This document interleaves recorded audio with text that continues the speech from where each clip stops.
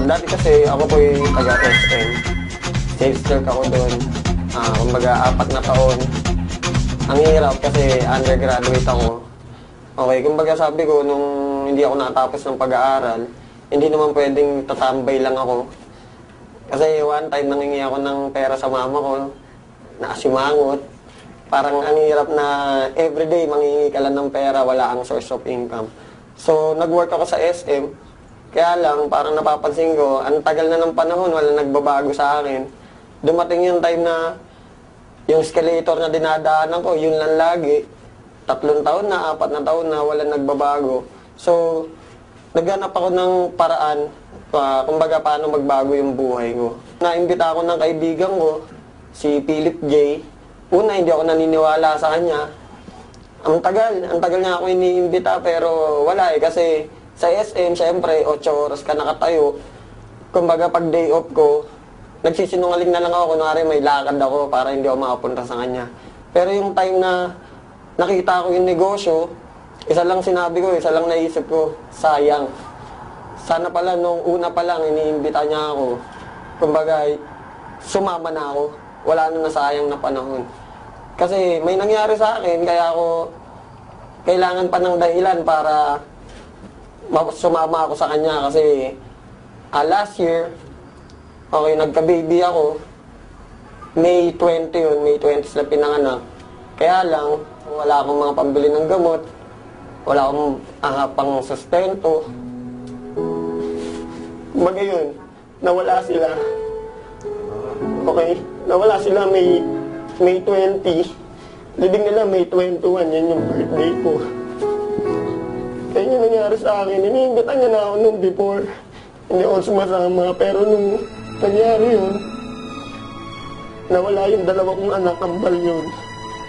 Sabi ko, hindi pwedeng maulit yan sa akin kasi sabi ko nga magulang mo mag-abroad, masakit para sa'yo, di ba? Anak mo pa kaya, ilibing mo sa araw ng kaarawan mo. Sobrang sakit.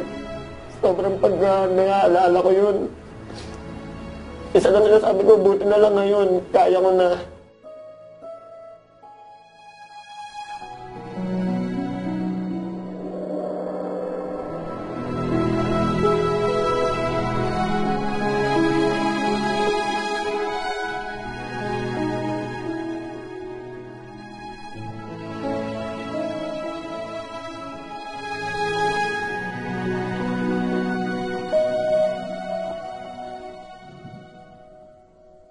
Imagine, pambili nung mga pangangailangan nung kambal ko, hindi ko mabili kasi wala akong pera, wala ako. Kaya ngayon, nandito ako. Sabi ko, hindi na mauulit yun. Kaya ngayon, sumama ako sa V-Mobile para hindi na maulit yung mga dati nangyari sa akin. Alam mo yung walang-wala ka, kinabaho mo, pagsahod mo, bus ka agad, alam mo yun, parang bayad utang lang, trabaho, bayad utang ka, walang nangyayari. Kaya nung dumating yung nangyari sa akin na yun, sobrang sakit. Parang wala akong magawa. Sinabi sa akin ng mga doktor, wala daw pag-asa kasi 16.5 months, pero hindi naman ganun eh. Sinabi lang nila yun para wag ako masaktan. Ngayon, masasabi ko, umikot talaga yung buhay ko. Bawat minuto ng oras ko, bawat segundo, masasabi ko may kwenta na, may sense na. Okay, sa financial, napakalaki. Nabibili ko na yung mga gusto ko. Bata pa ako, naisip ko, ba't ang daming kotse, nakasakay ka sa bus? Ang daming sasakyan, pero bakit pamilya namin wala? Okay, so ngayon, dito sa V-Mobile, kayang-kaya na. Kumbaga, magbibilang ka lang ng ilang buwan. Gusto mo ulit bumili, kayang-kaya mo. Actually, sa buong pamilya ko, natutulungan ko na sila. Dati, mama ko manghiram lang sa akin ng 200. Bukas, sisingilin ko na. Kasi wala ka ng panggastos. Ngayon, bigyan mo 1,000, 2,000, wala na eh. Hindi mo na iisipin kasi laging papasok na yung income sa'yo. Yung father ko, sumali siya nung nakabili na ako ng kotse. Siyempre, mga tao, pati mga kaibigan ko, nung nakabili na ako ng kotse, doon na sila nagsisalihan. Kaya lang, sumali nga sila, pero ang problema, yung time. Sana kung nagsisimula pa lang ako, naniwala na sila sa akin, di sana kasabay ko sila ngayon. Mga tao kasi, mga Pilipino, to see is to believe. Actually, magulang ko, ganun din eh. Nung sinabi ko sa kanila yung negosyo, inintay pa nila na magka-resulta ako. Ayaw pa nga ako pag-resignin ng mama ko sa SM kasi sayang daw yung 13th month. Ma-advise ko lang, magtiwala ka. Kasi yun lang naman ginawa ko. Nagtiwala lang talaga ako. Unang-una kasi pwede mong isipin na imposible.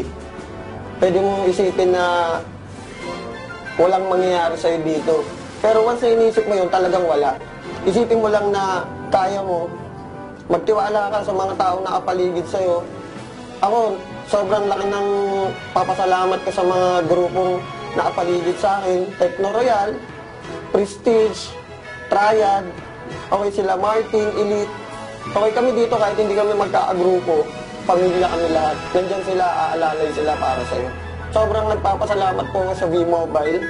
Kasi sa totoo lang, nung pag nagdadrive po ako ng kotse, ako lang mag-isa iniisip ko, paano kaya kung wala ako sa V-Mobile?